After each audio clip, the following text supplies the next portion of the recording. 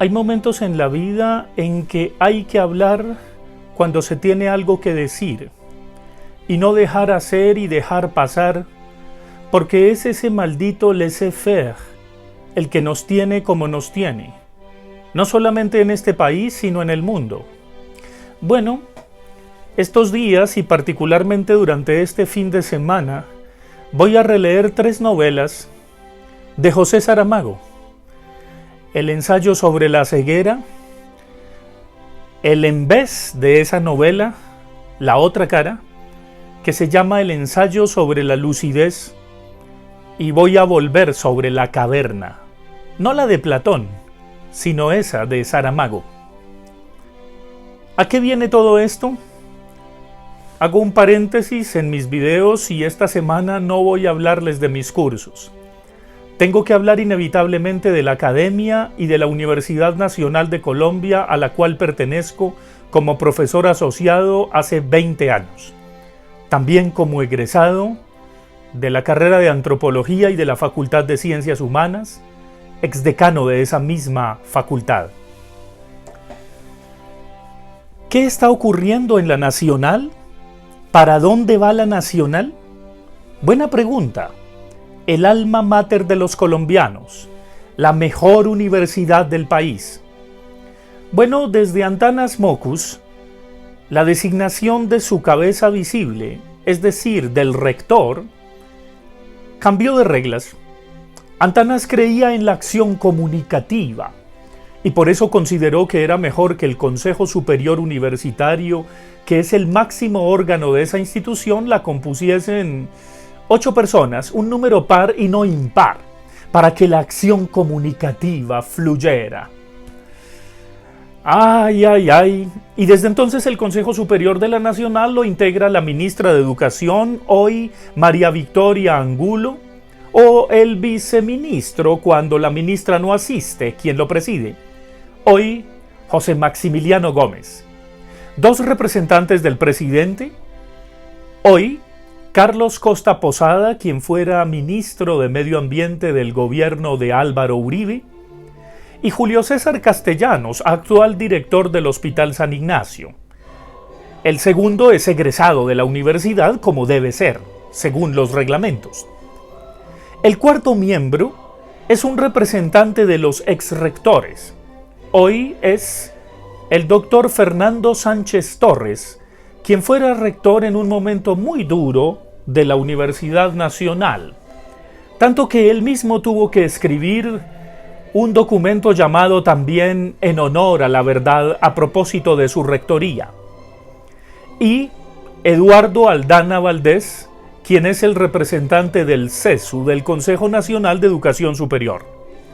Hay una representante del Consejo Académico que actualmente es la decana de la Facultad de Minas, Verónica Catalina Botero, y 2 representantes, una profesoral y otra estudiantil. La profesoral desde hace varias rectorías, Beatriz Martínez de Vargas, y la estudiantil, Jennifer Pedraza. Esas 8 personas deben decidir a quién se designa como rector o rectora reelegida, en este caso de la Universidad Nacional de Colombia. El calendario fue muy compacto, lo cuadraron de una manera minuciosa. Hay una consulta a la comunidad universitaria que se dio el jueves pasado, 18. El viernes se medio comentaron los resultados de la consulta. Tenemos un puente festivo de San José por la ley Emiliani y el martes, 23. Se reúnen estas 8 personas para designar al nuevo rector o reelegir a la actual rectora de la Nacional. Pero, ¿qué pasó en la consulta? Si ustedes googlean, encuentran titulares a diestra y siniestra en los medios de comunicación que dicen «ganó el voto en blanco». ¿Qué es eso? Bueno, en primer lugar hay que señalar que no es una votación directa, sino una consulta, además no vinculante, es decir, perfectamente el Consejo Superior puede hacer lo que quiera con la consulta, tomarla como insumo o ignorarla o hacer unas lúcidas reflexiones a propósito de los resultados. ¿Cuáles fueron los resultados? hay un censo que se establece y ese censo estableció a 209.194 personas para que votáramos, para que participáramos. Y como ocurre en las democracias, pues la participación siempre es mínima, desafortunadamente. No existe el voto obligatorio y eso no sería tan democrático. Bueno, la participación fue de 21.941 personas, es decir, del 10.5%. Si uno mira las participaciones en las últimas consultas rectorales, más o menos es esa. Entre profesores, estudiantes y egresados. Es importante señalar que hay un promedio ponderado que se saca de los participantes, de los resultados de la participación. El 60% vale la opinión de los profesores, el 30% la de los estudiantes y el 10% la de los egresados. ¿Cuál fue el resultado del jueves pasado? Muy simple. De los 2.976 profesores participamos 1.872, es decir, el 62.9%. Y la rectora tomó una ligera ventaja sobre los demás participantes con 586 votos. Jorge Iván Bula Escobar sacó 448, pero una sorpresa, el voto en blanco de profesores sacó 439, luego Diego Hernández, el siguiente candidato, sacó 384 y el profesor Cetré 13 votos. Ese fue el resultado en profesores. El resultado en egresados fue patético. De los 139.602 egresados que podían participar, solo participaron 2.732, es decir, el 2%. Y aunque la señora rectora sacó una ligera ventaja sobre el voto en blanco, evidentemente el resultado de apenas un 2% de participación de los egresados muestra una desconexión total del alma mater de los colombianos con sus egresados. ¿Pero qué pasó con los estudiantes? Bueno, los estudiantes podían participar 66.616 y participaron 17.337, un 26%. Y de ese 26%, 13.475 estudiantes votaron en blanco.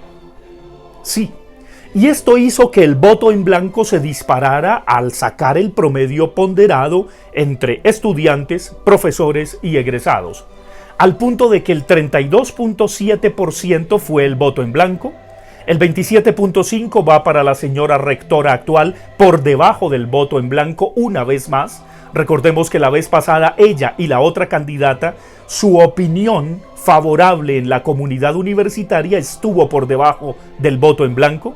Enseguida Jorge Iván Bula Escobar con el 21%, Diego Hernández con el 17.9% y el profesor Cetré con el 0.7%.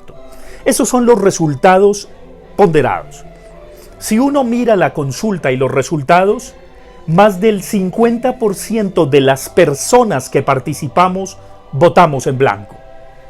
Y bueno, ahora el martes, el Consejo Superior se reúne bajo las reglas establecidas.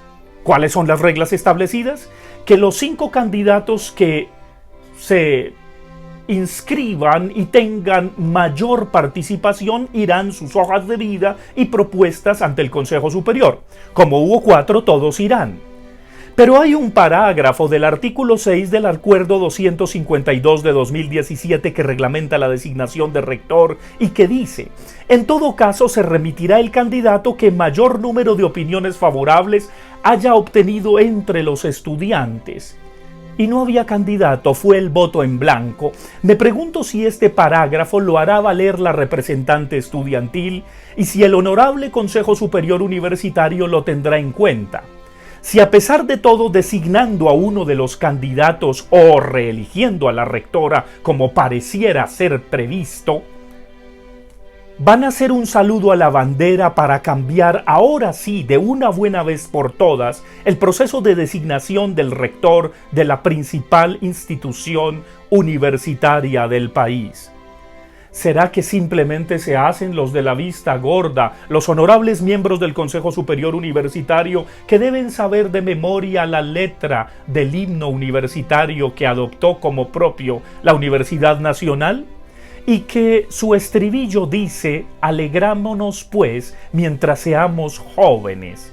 gaudeamus igitur iubenestum sumus. ¿Será que se saben la letra los venerables miembros del Consejo Superior Universitario? Eso no importa.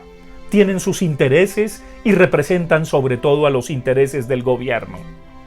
Pero debo señalar que desde hace varias décadas, sí, por lo menos más de 2, desde que esto se implementó, se ha debatido mucho por el proceso de la consulta, sí, y se ha dicho que hay que cambiarla, que hay 3 maneras de designar el rector. Una, que es esta completamente imperfecta, y mejor sería, dice el exrector Fernando Sánchez Torres, que el presidente nombre a dedo al rector como se hizo durante más de un siglo. La otra, por la que propenden muchos, es la democracia directa, es decir, que el que más votos saque. Pero esto tiene por supuesto el peligro del populismo, del clientelismo y de que los partidos políticos se tomen la principal universidad del país. Y la tercera propuesta es que haya un Senado universitario, que sea el gobierno de los más capaces realmente el que elija y que se renueve la composición del Consejo Superior Universitario. La pregunta es si este consejo lo hará, si tendrá la dignidad de renovarse a sí mismo, si hará caso de ese llamado de los estudiantes que tiene que ver con el ensayo sobre la lucidez, en donde deberían repetirse las elecciones. Por supuesto van a decir que los reglamentos se los impiden. Sí, está bien, los reglamentos les impiden repetir las elecciones, pero qué bello sería que los candidatos y la actual rectora, que una vez más está por debajo del voto en blanco en el promedio ponderado, renunciaran, que se nombrara un rector o rectora interino o interina mientras evidentemente se readecúan los estatutos de la universidad para la designación o elección del próximo rector. Eso sí sería digno, porque cualquiera que sea elegido o designado puede ser legal, pero no legítimo. Esa es la razón de esta videocolumna. Pero hay un elemento adicional que es la fresa en el pastel. Se van a reunir, háganme el favor, para designar al rector en el centro de convenciones de CAFAM, como si la Universidad Nacional no tuviera su rectoría, la hemeroteca, el Auditorio León de Greiff, cientos de posibilidades y de auditorios para que sesionara el Consejo Superior Universitario. ¿Lo tienen que hacer en un complejo privado? Esto es un tufillo aterrador porque nos dice para dónde va la principal universidad pública de Colombia. Es como si para designar al Papa, o mejor, para elegirlo, porque el Papa no se designa, los cardenales ya no fueran a la Capilla Sixtina, sino en un club a las afueras de Roma. ¡Qué patético! Me siento indignado como miembro de la comunidad universitaria si el patetismo simplemente se reafirma como todo pareciera estar previsto a favor de los intereses del gobierno, sin atender el clamor de 13.475 estudiantes y 439 profesores que dijimos voto en blanco. No nos sentimos representados. Nos indigna el mecanismo como se selecciona el rector o rectora y debe ser cambiado. He ahí la razón de esta videocolumna y alegrémonos pues mientras seamos jóvenes.